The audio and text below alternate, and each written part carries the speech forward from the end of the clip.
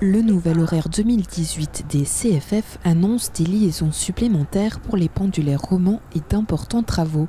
Nyon profitera de quelques ajustements. Une nouvelle liaison entre Nyon, Morges et la Suisse alémanique, puisque les trains qui font Genève-Lucerne s'arrêteront maintenant, dorénavant, à Nyon et à Morges. Donc des liaisons de nouveau vers la Suisse alémanique. Entre Nyon et Genève, parce que c'est là qu'on a aussi la plupart des voyageurs, pas de grands changements, c'est toujours le même nombre de trains qu'on aura entre Nyon et Genève. En revanche, ces trains nouveaux justement qui s'arrêtent à Nyon et Morges sont assurés par du matériel à 2 niveaux. Donc ça veut dire davantage de places assises aussi au départ de Nyon pour Genève par exemple. Entre Mie et Chambézy, ceux qui prennent le train régulièrement sur ce tronçon-là voient qu'on a des travaux. On a des travaux à Mie et à Chambézy. On fait 2 îlots de croisement. Ça veut dire qu'on a 3 voies à cet endroit-là, 2 pour le trafic grande ligne, une pour le trafic RER. Et puis il faut qu'en créant ces 2 îlots supplémentaires où les trains RER pourront croiser, ça va permettre de passer une cadence au quart d'heure dans le RER genevois. Et en fait, depuis juin 2018, aux heures de pointe, on aura une cadence au quart d'heure entre Coppet, Genève et Nancy-Pont-Rouge.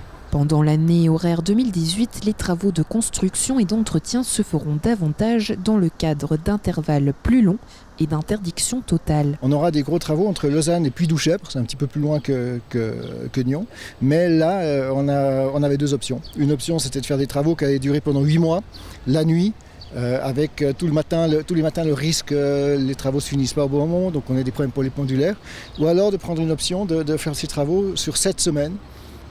Pendant les vacances scolaires, on ferme complètement la ligne, on fait un service de bus, de train de substitution par d'autres moyens, si on vient de Zurich, on prend le train puis on passe par le Pied du Jura, etc.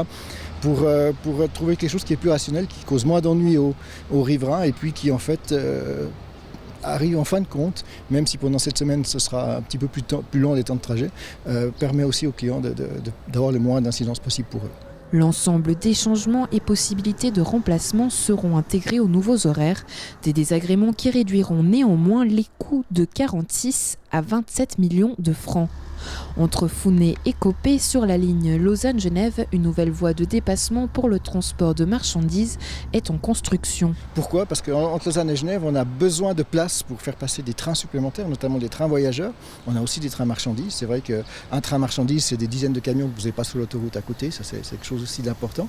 L'idée, c'est ce train marchandises, à un moment, entre Coppet et Founé, on le met sur une voie de dépassement et il se fait dépasser par un autre train voyageur. Ça permet, de rajouter des trains voyageurs sur la ligne, donc d'augmenter la capacité de la ligne. Le chantier se terminera en 2019. Quant aux nouveaux horaires, ils seront en ligne à partir du lundi 29 mai. Toute demande ou remarque concernant les projets d'horaire peut être transmise jusqu'au dimanche 18 juin aux services cantonaux chargés des transports publics au travers d'un formulaire disponible en ligne.